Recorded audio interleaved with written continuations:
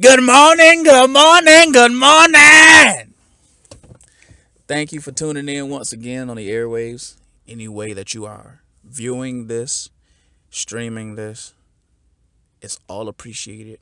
It's great information that's being sent out. Hopefully, it's received the same way it's given with the same intensity. Please do not hesitate to hit me up in the emails as far as suggestions. I get those daily. Some of them are opinionated emails, but we're gonna get right on along with it. Um, Today I have with me a returning guest, and she will introduce herself a little bit later. But the conversation came about after we were sitting and we saw some bit of information on the news about a new position that the Trump administration is getting ready to take as far as sex education. And for those who don't know what sex education and its current curriculum is, under the Obama administration, everything is covered as far as teen pregnancy, contraception, Planned Parenthood, things of that nature, just to give you a broad scope of sexual education. We've all took sex ed in school, and we all know what sex education is. Now, the Trump administration has put forward that they're going to authorize or remodify the current sex education plan so that abstinence will be the primary thing that is going forward instead of a traditional sex education plan that we currently have been taught for the past so many decades. So I'm going to relieve my position right now and allow my guest to take this position. So I'm going to ask her a series of questions and she can just give her thoughts about it. So introduce yourself. Hi, I am Lisa.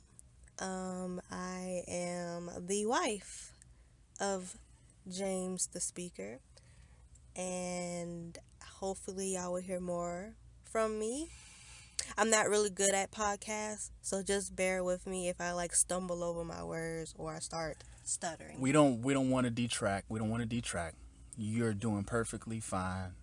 Just be yourself. This is all authentic. Nothing is taped over. Nothing is cut out. So to get on with it, the first question was: is an all abstinence approach better than the current sex education model that we have traditionally? And keep in mind, you know what the current sexual education model we have. We all took sex ed. So the question is, back to the question: is abstinence first and only, as far as the Trump administration, what they're pushing for, better than the current sex education plan? Well, it depends. It depends. Abstinence is good. The reason why, because you won't catch no diseases, you'll be pure. If you find that soulmate and they're like, oh, I don't have sex till marriage, then that's a good thing. That's a good thing to have. You want to be that clean and pure and not be tainted with.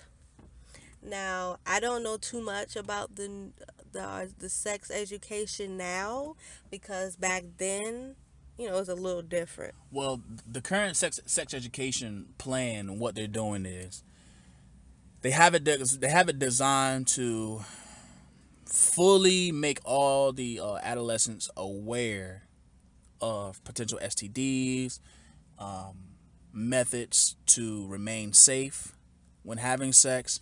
Basically, everything that they're teaching right now is pro sex. Have sex, but you need to know this. Have sex, you need to know that. That's what the current plan is.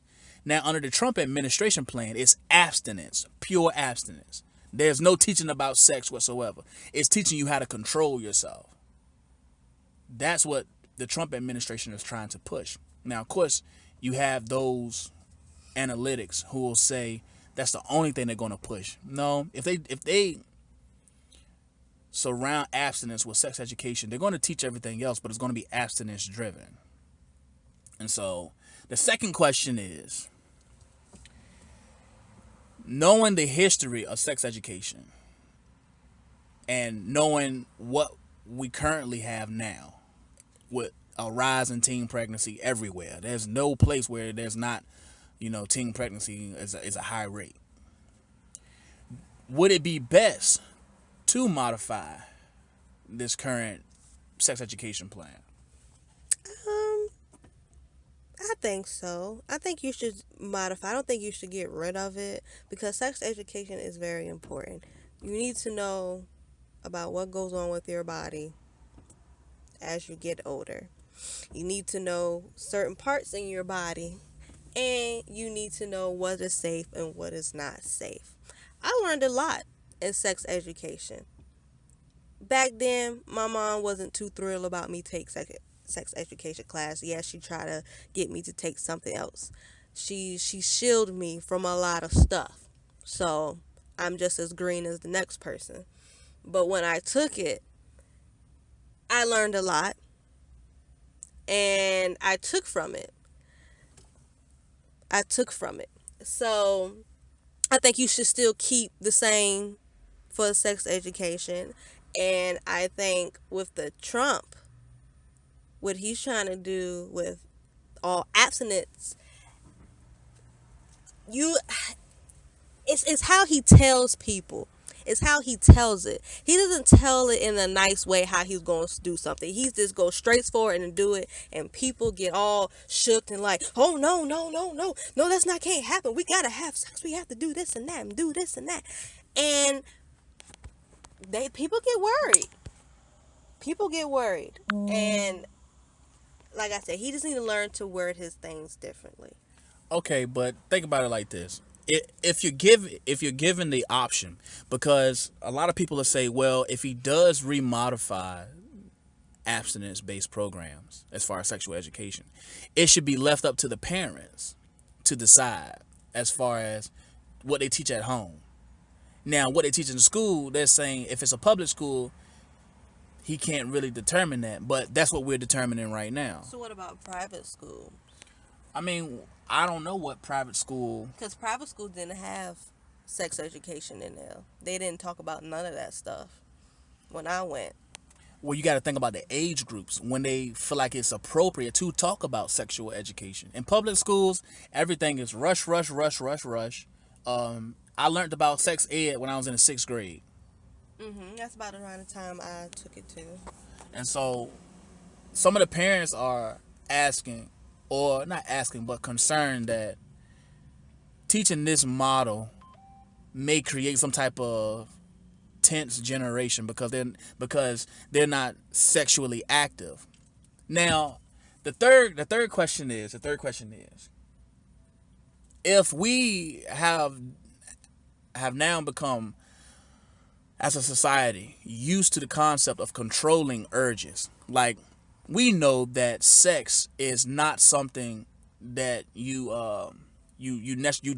necessarily need. It's something that you want. Like, okay, it's on a threshold of need and want, because you can die a virgin and nothing else will be impaired through your life. Just depends on what you've been exposed to. We have those individuals who take a vow of abstinency and never sleep with the opposite sex whatsoever. They remain pure all their entire life. Then you have those people who say, well, it's a bodily urge. Well, think about it like this. Anything on this earth is really bodily urges. Yeah, anything can be a bodily urge. I saw it as like we want to drink sodas all day long. That's a body urging sugar, craving sugar. Our body wants to sleep all day long, right? For 12 and 13 hours at a time. Our body wants to doo-doo when it wants to doo-doo. But we learn how to control these things. Because the concept is it's a bodily urge and it can't be controlled. But we learn how to control the other urges. It's things that we need. And like I mentioned before, sex is on the cusp of need and want. The third question that some were posing was, could sex be something that can be controlled in the categories of things that can be controlled? I don't know if they can. Because you got some hoes out there that can't keep it in their pants. You got some hoes out there. Well, you can control I yourself. got It's not hard to control yourself. When people be like they're addicted to sex or they're addicted to porn, I just think that's what their mind is trying to tell you. But if you really don't want to watch it, you'll force yourself not to watch it anymore. It's like people say, well, it's like smoking a cigarette. You can't stop smoking a cigarette over a day. Well, yes, you can. You gotta have discipline. I work at this job where they push for credit. I know this is off topic, but it's kind of the same thing. They push for credit, and so I have to ask people, "Oh, you want to sign up for a credit card, this and that?" And they're like, "No, I don't. I can't do that to myself because I don't have discipline." I said, "Well, you can get discipline. Stop shopping." You don't have to get the card. Well, you can get the card, but you don't have to shop with it. Have a limit. Force yourself not to spend over that limit. They don't understand it like that because people just want to spend, spend, spend. I like to spend too. I like to buy stuff that looks nice, but I know what my limit is. So I feel like there should be is this maybe modify sex education to the point where they ain't telling you about everything. Maybe. But see, that can become an issue because it came up that knowledge should be passed on. But we have to decipher which knowledge is good and useful. Because knowing everything isn't necessarily a good thing. No, knowing everything is not a good thing. So there's certain things that we need to know, and there's certain things we don't need to know. Like you often hear people say TMI, too much information. It could be that you can teach about STDs and genitalia, but I think we need to stop it at that. I've always had an issue with contraceptives. And so with sex education, it's currently driven. They're going to have sex anyway, so we might as well teach them how to guard themselves. Well, the only reason why they're going to have sex anyway, beyond the bodily urge, because you can control the bodily urge, it has been done, it's because the education of what you're teaching. And so when I think about modifying current sex education, you got to think about it as far as the generation that we're living in today. Yeah, this generation is like rabbits. I think back then, if our parents tell us we get pregnant or we're having sex, they kick us out. Now parents are like, oh, okay, that's nice. like the parents now aren't strict as the parents back then. I know my mom, she was very strict on me and my brother. Me strict. When I mean I couldn't even go outside till I was about 13.